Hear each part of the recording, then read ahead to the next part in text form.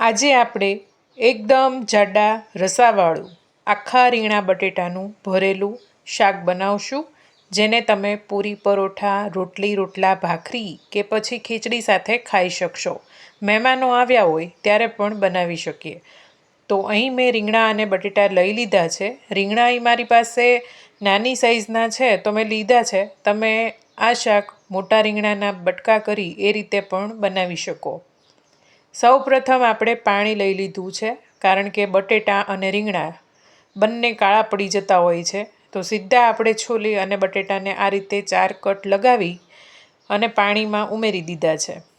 હવે તે જ રીતે આપણે રીંગણાના અડધા ડીટીયાનો ભાગ રાખી આ રીતે કટ લગાવી અને પાણીમાં ઉમેરી દઈશું.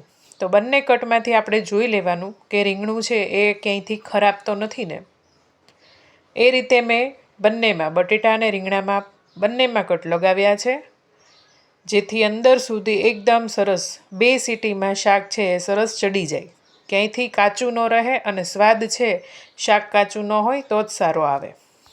હવે આપણે મસાલો બનાવશું. તેની માટે અહીં 1 નંગ નાની સાઈઝની ડુંગળી ઝીણી સુધારી અને લીધી છે. 1 નંગ ટમેટું આ રીતે ઝીણું સુધારીને લીધું છે. સાથે આદુ મરચાંની પેસ્ટ હું 8 થી 10 દિવસ સુધી સ્ટોર કરું છું. તો આ રેસીપી તમારે જોતી હોય તો મને નીચે કોમેન્ટમાં રેસીપી એમ ટાઈપ કરજો.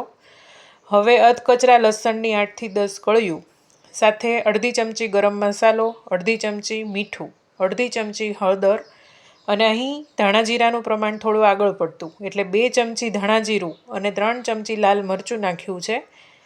તીખું તમે તમારા ટેસ્ટ પ્રમાણે વધારે કે ઓછું મરચું કરી શકો. હવે અહીં મેં આ રીતે ગાંઠિયા લીધા છે, પાપડી. તમારી પાસે જે પણ ફરસાણ હોય તમે લઈ શકો, અને કંઈ પણ ન હોય તો ચવાણું પણ લઈ શકો, જેથી એકદમ ઘટ એવો રસો થાય.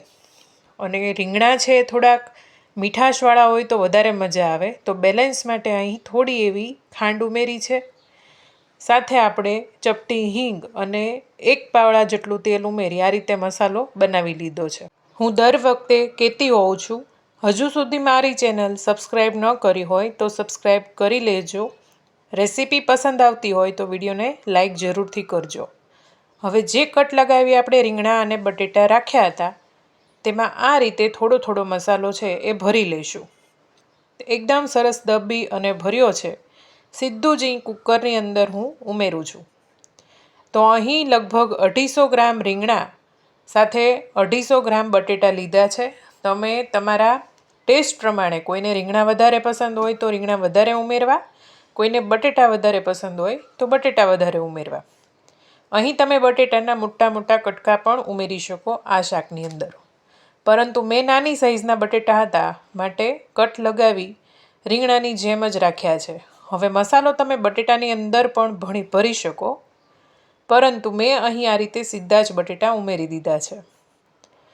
હવે શાક છે એમાં સ્વાદ લાવવા માટે તેલની અંદર સારું એવું સાંતળવું પડે.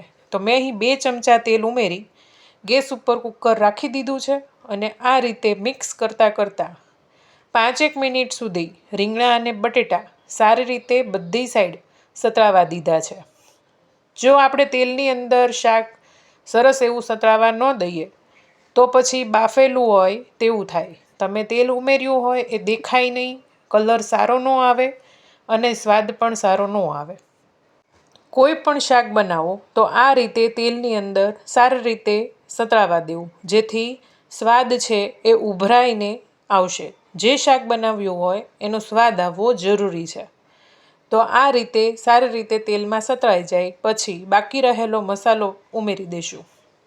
તો પહેલાં રીંગણા અને બટેટા સતળવા દેવાના, કારણ કે મસાલો છે એ બળી જાય છે સાથે ઉમેરવાથી. છેલ્લે જ્યારે પાણી ઉમેરવાનો ટાઈમ થાય ત્યારે મસાલો આ રીતે મિક્સ કરી અને પાણી ઉમેરી દેવાનું. અહીં તમારે રસો કેટલો કરવો છે એ પ્રમાણે પાણી ઉમેરવાનું. તો હું જે વાસણમાં મસાલો હતો એ વાસણ પણ આ રીતે ધોઈ અને પાણી લઈ લીધું છે, જેથી મસાલો બગડે નહીં. અને બીજું 1 ગ્લાસ જેટલું પાણી ઉમેર્યું છે. હવે આપણે કુકરને બંધ કરી 2 વિસલ લઈ લેશું. માત્ર 2 વિસલમાં એકદમ સરસ એવું બફાઈને શાક તૈયાર થઈ જશે. શાક બની ગયું છે. એકદમ સરસ રીંગણા અને બટેટા બફાઈ ગયા છે. જેટલું શાક તમારું વધારે સરસ ચડેલું હશે એટલું મીઠું લાગશે. હા, એટલું પણ નહીં ચેડવવાનું કે રીંગણું દેખાય જ નહીં. તો આ રીતે માપસર રીંગણા આખા પણ રહ્યા છે અને હું તમને દેખાડું સરસ એવા ડીટીયાના ભાગેથી પણ બફાઈ ગયા છે. એકદમ ઘી જેવા રીંગણા થઈ જાય એવા. અને બટેટાને આ રીતે કટ લગાવીને જોઈએ તો એ પણ એકદમ આરામથી કટ થાય છે અને સરસ એવા અંદર સુધી બફાઈ ગયા છે. તો હવે શાકને સર્વ કરી દઈએ. આજે મેં રોટલી સાથે બનાવ્યું છે. જેમ જેમ ઠંડક થતી જાય તેમ રોટલા સાથે પણ આ શાક જબરદસ્ત લાગે. સાથે ગોળનો કટકો. તો એકદમ ચટાકેદાર જાડું રસાવાળું રીંગણા બટેટાનું શાક બની અને તૈયાર છે. જો તમને રેસીપી પસંદ આવી હોય તો વિડીયોને એક લાઇક ચોક્કસથી કરી દેજો અને આ રેસીપી શેર પણ જરૂરથી કરો. મળીએ નવી રેસીપી સાથે નવા વિડીયામાં. ત્યાં સુધી બધાને આવજો. જય શ્રી કૃષ્ણ. જય માતાજી.